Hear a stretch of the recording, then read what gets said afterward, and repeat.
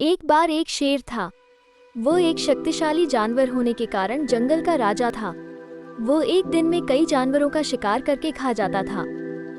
जंगल के अन्य सभी जानवर उससे डरते थे।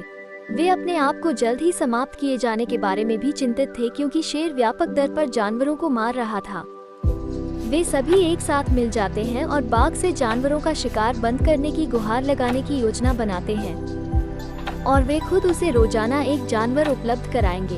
उन्होंने हिम्मत जुटाकर बाघ के पास जाकर अपना विचार उसके सामने रखा। बाघ उस विचार के लिए सहमत हो गया।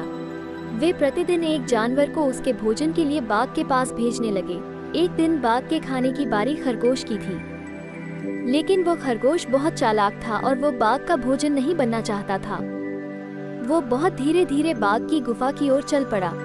वो भी अपने तरीके से सो गया और इस तरह खरगोश के बाघ की गुफा तक पहुंचने में शाम हो गई। बाघ लंबे समय से अपने भोजन की प्रतीक्षा कर रहा था, जिससे उसे गुस्सा आ गया और उसे बहुत भूख लगी और खरगोश को देखकर वो गुस्से से चिल्लाया कि उसे बहुत भूख लगी है और उन्होंने अभी एक बहुत छोटा खरगोश भेजा है।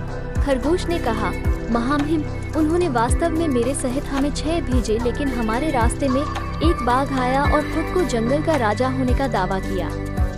उसने 5 खरगोश रखे और मुझे तुम्हारे बारे में बताने के लिए भेजा। ये सुनकर बाघ गुस्से से भड़क उठा और खरगोश से कहा कि उसे उस बाघ के पास ले चलो। खरगोश उसे कुएं के पास ले गया और कहा कि बाघ उसके अंदर है। बाघ ने कुएं में देखा और उसने अपनी परछाई को दूसरा बाघ समझा और उस पर गरज कर कुएं में अपना प्रतिबिंब देखा, जो भी दहाड़ता था। उसने सोचा कि बाघ उस पर वापस दहाड़ रहा है और उसे लड़ाई के लिए आमंत्रित कर रहा है, और इस तरह वो कुएं में कूद गया, डूब गया और मर गया।